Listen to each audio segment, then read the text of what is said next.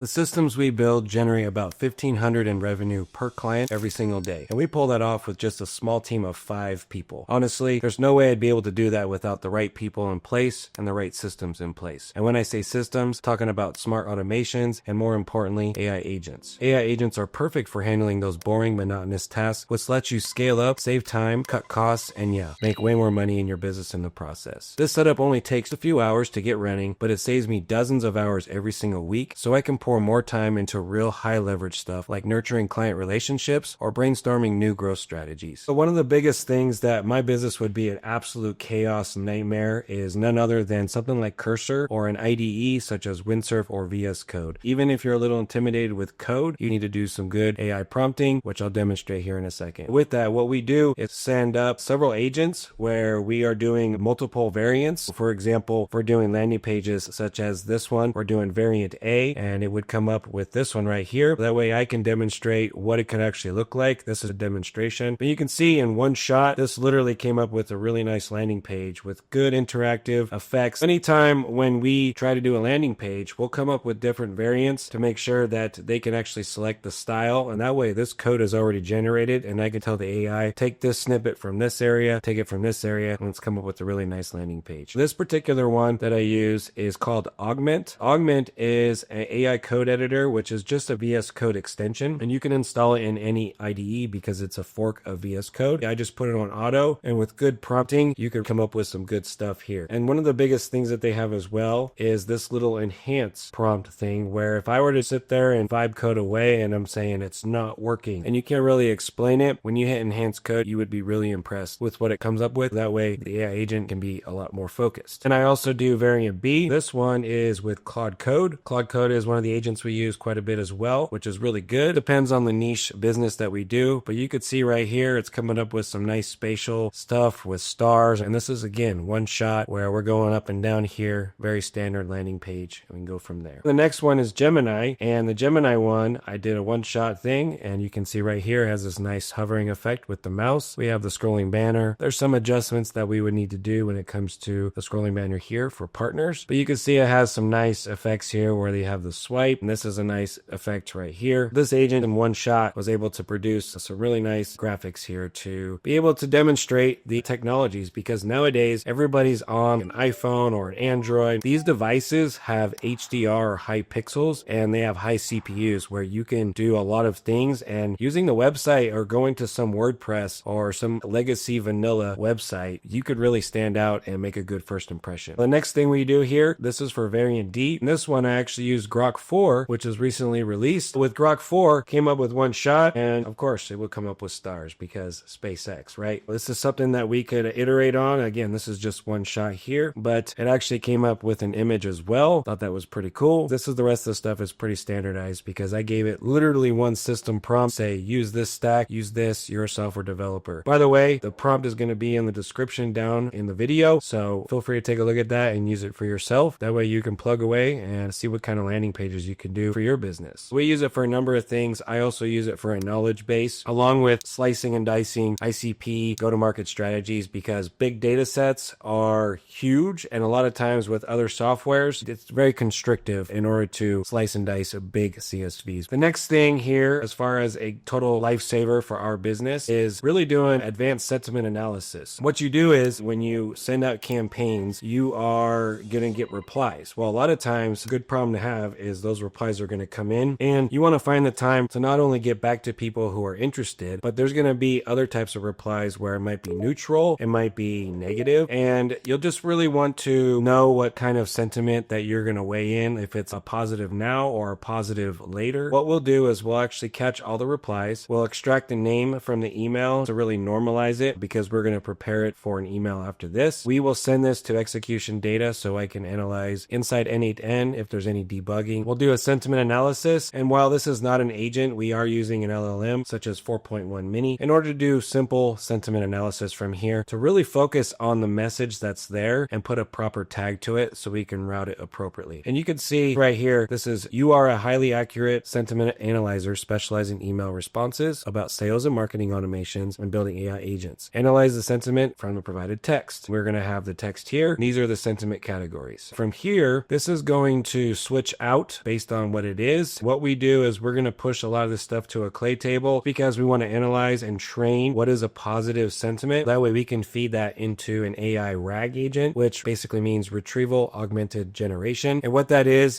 basically a memory or extended memory. So the agent knows, oh, this is a good reply. Well, let me see what I sent so I could do that again. So this helps us to keep analytics on it and analyze from there. We just send it to a clay table just for this workflow. We find it to be pretty effective, although you can send it to Google Sheets or anything else to capture that. We get the email details. Obviously, if there's an unsubscribe, we'll add to a blacklist. We'll get the email details from here through the Instantly V2 API. We will go to our AI reply agent. Now, the AI reply agent is a powerhouse, and this is definitely something you're going to want to test and ground. So you'll notice here it says role definition. This opens up the XML tag. This grouped right here is the role definition. Then we have role definition with a / meaning it's closing that out. From here, you will see it's properly grouped. And then we have markdown, essentially being able to bold, italicize, do H1, H2, so it's a lot bigger. So it allows for a document to be very structured and know what's important, what's a title, what's a subheader. That is the reply agent, and we're actually testing out Grok 4 in this case. We use Claude for the previous ones, but Grok has a little bit more personality in my opinion. This is a HITL or human in the loop. What it is saying here's the drafted copy, and then we do approve or disapprove, and I have it sent directly to me in our Slack workspace. What we do is we'll do exactly this, and this is a copy and paste workflow. All we got to do is plug in the API keys and make sure that it's aligned for the client that we onboard, and that way these systems are copy and paste, and we make sure that we set up their landing page, we set up their outbound campaigns, we'll scrape their entire total addressable market. From there, we will slice and dice, make sure we're scoring and qualifying everybody, and then we'll do proper outbound campaigns from there. From here, good old reporting. This is not really an agent, but I think it's an important workflow because it helps us keep close pulse on what's happening here. And these are automated weekly reports where you do a scheduled trigger. We have this kickoff. Well, this says every 2 weeks just for testing, but if you sit there and you trigger it off, you can do it every Monday. You'll set the number of days in here, and that'll feed into this one where you could do 14 days from now or 7 days from now, and this will be the end date, and then it'll push that out. From there, we have the code node, which will formulate everything outbound there, summarize it, and then it will send it to a send and wait, which is again a human in the loop. It'll send me a notification to say, hey, we drafted up this report because sometimes results need to be tweaked, need to be iterated. It might be not as favorable. We want to make sure that I can review it, so that way before it goes to our clients that it's properly documented and that everything is good experience. That is the instantly campaign reporting. And then this one is definitely one of my favorites. We have a Calendly trigger where if someone books a demo or signs up for a new trial, you can do a number of triggers here, even website visitors if you want to get saucy. But if someone books a demo, for example, what we'll do is we'll run through a number of checks here. We'll extract the root domain to make sure it's not a Gmail or a personal email, because if it is, we don't want to waste resources on that because a lot of the workflow here, as you will see, is just not as accurate. What we'll do is we will go to their website. If it's a business email, we will extract the URL from your business email. We will actually check to make sure it's an actual website, because if it's down, that indicates that you're probably not legit. And then if the website actually exists, what we'll do is a head request, because I don't necessarily want to capture your entire page or the business's page, because that could be a lot of data, but we want to simply check the page, get a 200 status code or anywhere from 200 to 399. That basically indicates that the website is actually live, because if it's a 400 or 500, that means it's an error. We'll do some error handling there with the www. We will actually use Piloter to crawl the website. We will download the HTML and everything else. We will extract usually on the footer of the LinkedIn social profiles, which you can take it a number of ways. If you're on Instagram or YouTube, you could do a number of checks. From there, we will clean the URL to make sure if it is a business URL or if it's a personal. We want to make sure good error handling with this logic here to make sure we feed it into the agent that could do a lot of the stuff for us. We will use a LinkedIn agent where we'll actually scrape the LinkedIn profile, understand more about them, and then we'll actually enrich it from there. We'll feed all the information. We'll normalize the country. We will score the country based on a criteria to know if they're in the United States or any country based on that. We'll actually do a staff count to see how big the company is. We'll look at their industry to see what that is. From here, we'll come up with an algorithm score for both qualitative and quantitative, meaning from a scale of 1 to 10 to know if they're a good fit. That way we can prioritize that. If they're above a 70, we will add to campaign and instantly, and we'll also notify my team to engage there. And if not, we'll send them a message as well, but this gives us the option, if they're a low fit, that we could make a different option or say, hey, right now is not the time. This is another copy and paste workflow, and we can definitely show good prioritization of lead handling, and this allows us to copy and paste into other companies for clients we serve to know that we can formulate good scoring on the back end when somebody actually signs up or gets a demo. Last but not least, a little bias here, but the big thing here is Instantly's Copilot is definitely an agentic workflow that is hugely beneficial, and if you're not already using it, definitely recommend you check it out. It is constantly being improved. It just was released. This is very powerful because you could simply talk to it, you could type to it, you can also do audits. If I were to say audit my workspace, it'll actually do a number of different things like check your email statuses with your DKIM DMARC. It'll do a number of things to know if your warm-ups are on or for your deliverability. You can also use it to generate full campaigns. You can find ideal prospects. You can use it in parallel with Super Search to generate leads. But another thing too is if you turn on warp mode, it'll actually go YOLO on you and you can sit there and create a campaign. We're going to go ahead and demonstrate it right here and see what comes up with. What I'd like to do is to generate a campaign where we are reaching out to CEOs and founders in the United States. And this is in the software as a service business niche. And I want it to be a 3-step campaign with a 3-day delay and keep these emails no more than 75 words. I want it to be direct and to the point and to ensure that there is no small talk. Do not say, I hope this email finds you well, ever, and make sure it is very much value driven. The biggest thing that we do at Top of Funnel is that we leverage AI and automation systems into businesses and allow them to scale appropriately through AI agents and automations that would otherwise be tedious and monotonous. Our case studies is that we worked with Forbes, we have worked with Fortune 500 companies, as well as venture-backed startups, and we are interested to chat with them on proposing these options, which is save time, save money, and make more money. And we're going to go ahead and see what it does. You can utilize this like you would use ChatGPT or any agent workflow, and you would be able to generate leads. So it already pulled leads here, and I have it currently configured for 10 because a lot of times we'll do a number of different scrapes, but you can certainly accelerate that and put bigger numbers in there. And then you'll see here is we can actually preview everything in here as far as copy. This comes up with quick question, company name. We have variant 2, and then we have follow-up, which will be 3 days. Below is a sequence of emails. And I can actually click on this if I want to use it in an existing campaign, or if I can sit there and go for there. Now, my campaign was actually already created. Number of steps is 3. So I'm basically done. All I need to do is go into campaigns, review it, making sure I tie the right inboxes for it, and pull the trigger. That's what it comes down to. Send up a team of agents to raise your top line. Now, in this video, I mentioned Instantly's Copilot because I personally use cold email to bring in a ton of leads for my business and my client's business. If you're not already using cold email or you're getting started with it, the long and short is that it's one of the most cost-effective ways to generate leads and book calls. But if you're new, it can feel overwhelming to figure out where to begin, which is why we put together this video where we start a business from absolute scratch using cold email, and we document every step of the way, not just the service and offer side, but the full cold email setup too. If you need a real world example or you're curious to see cold email in action for an actual business, head over there and check it out. I'll see you in the next one.